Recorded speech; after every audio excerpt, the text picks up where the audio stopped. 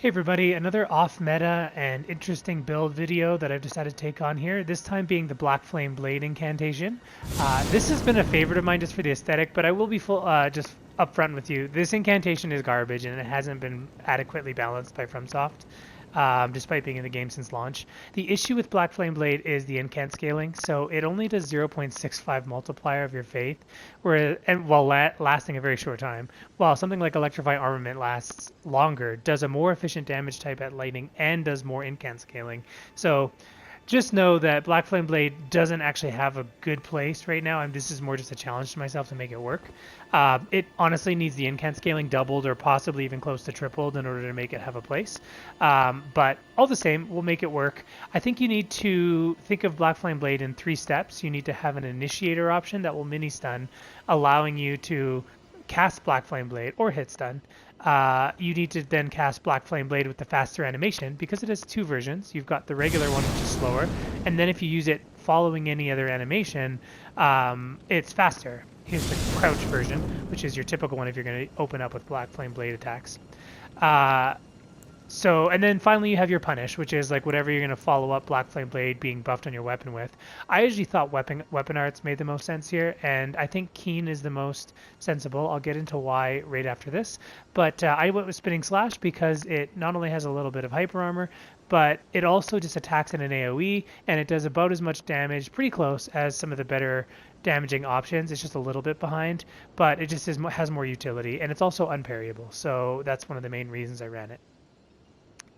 Okay, so other than that, you're going to have to look at what your setups will look like. I think there are only a handful of spells that really stand out as initiators. You've got Black Flame Ritual, the aspect of the Crucible Horns, and then also Noble Presence. I don't have Noble Presence in here just because I had to choose between Crucible Horns and it. But I do often swap these two. And the reason these two spells are particularly notable is they throw the opponent straight up, and it has a long recovery animation, meaning that you can cast Black Flame Blade while they're falling down, which sets you up for a punish right after. It's not a true combo because they can roll back, but if they decide to stay close or try to attack, that's when you're going to get your punish. The Black Flame Ritual is different. It's more of like a preparation spell. So when you cast Black Flame Blade first, because Black Flame Ritual is a long recovery and honestly needs a buff as well, it needs to allow you to move sooner if you're going to cast this. But in the meantime, I cast Black Flame Blade first, then Black Flame Ritual when they rush me down. It'll cause like a bunch of mini stuns in the middle, which makes it really easy to punish with your Ash of War. So that's kind of what this spell is used for. Flame Serpent and Bestial Sling are both pressuring tools if the opponent's playing passive. You could swap this one out for Noble Presence and Crucible Horns, by the way. So like I could get rid of this, and we could run Noble Presence and Crucible Horns. I think that the Fire Serpent's more for Arena, but it is a nice tool to have all the time. And then our healing spells, so Heal from Afar is going to be, and Erd Trees, the Blessing of the Erd Tree, because of our flask.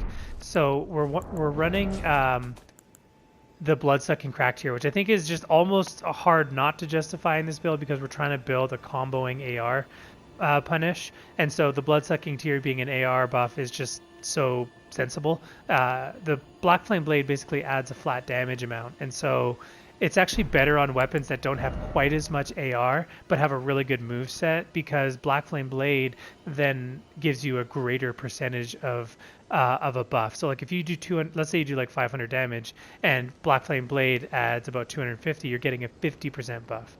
But if you're using a weapon that does 1,000 damage and you add 250, well, Black Flame Blade is only giving you a 25% buff. So I think there's a balancing act here. You want to have good AR, but you also want to have, I think I would prioritize a better move set while still maintaining the ability to poise break even full goats. And that will be where Black Flame Blade is really the most efficient. And so because we're running a bit lower damage, we do need the help in the AR in order to make it as devastating as, say, like a Colossal weapon or whatnot. So I ended up going with the Milady. It's got a nice mix of horizontals. Its moveset also flows really nicely and can flow into different mix-ups, and that makes Black Flame Blade easier to cast in our combos. It also has decent poise damage options. But I did have some swaps, so Repeating Thrust on Godskin Stitcher is great for chase downs, especially for casters and other light rollers. We've got the Godskin Peeler for when we load into a gank squad. If we just drink our flask and then, or even better, cast Black Flame Blade and then, cast Flame Grant Me Strength. You don't need to cast Black Flame Blade on this. And then use this. We can usually delete in one go. And then finally, I've got for any Great Shield, or I guess now Medium Shields, because they're also so strong. But we've got the Keen Sword Spear for blockers who are just trying to shield poke, for example. I try not to run a lot of weapons. I don't like the idea of having like 20 different, like a weapons library. It seems a silly decision to me from FromSoft to allow us to do that. I wish you were just locked in the slots you had here when you loaded in, or if you got invaded and you couldn't swap anything off of here.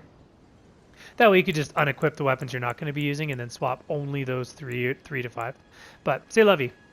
The poise, with our stats, we have just enough to get max cast speed, squeeze the most out of Faith, a decent mind pool, and enough endurance to wear this armor set, which will get us 89 poise if we use the Bullgoat's Talisman.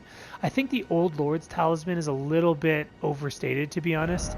If you set up the combo, you don't need Old Lord's Talisman, but it is nice in those times where you're just passively casting Black Flame Blade, and then like it's like the match is playing a little bit slower. But I do often swap this one for stamina regen or for the Blessed Blue Talisman to help offset the constant usage of Black Flame Blade. This talisman is also really nice in invasions as well. Shard of Alexander is pretty senseless, like obvious. It's for boosting the Swift Slash and also the Punish when we've put Black Flame Blade on it. And then Erdtree's Favor we need to help us out with our lower Vigor pool and our carry weight. So we needed to run 50 Vigor in order to keep this build at level 200 while still having enough for Dex and Faith. And then having a decent mind pool, because you do want to have a decent mind pool. You don't want to always have to drink a blue flask every time you buff, and then be out of mana at that point. Erdtree's Seal is being used because it has better incant scaling on Faith than the Godslayer Seal, and there is no benefit to using Godslayer Seal. The Black Flame Ritual will get a slight damage buff, but we don't use that spell for damage, so we don't really need this seal. I do hope in the future they buff this seal to affect Black Flame Blade. One thing I think they really should do is buff the incant scaling to double or maybe even triple, and then have the incant scaling decay down to its current level over the 7 seconds. That would be an interesting mechanic that we could actually do something unique with.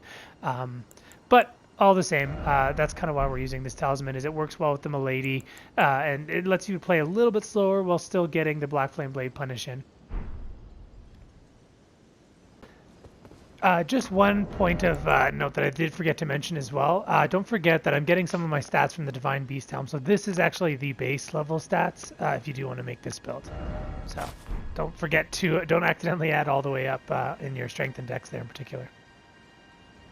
So with the with the Milady one-handed, again, we do want to be running a one-handed move set with this, so we always gotta have our seal ready to cast Black Flame Blade. But the nice thing about this weapon is we have a horizontal slash if we crouch attack, a poke thrust if we are neutral, and then our heavy is a double horizontal slash. So we have a nice mix up there.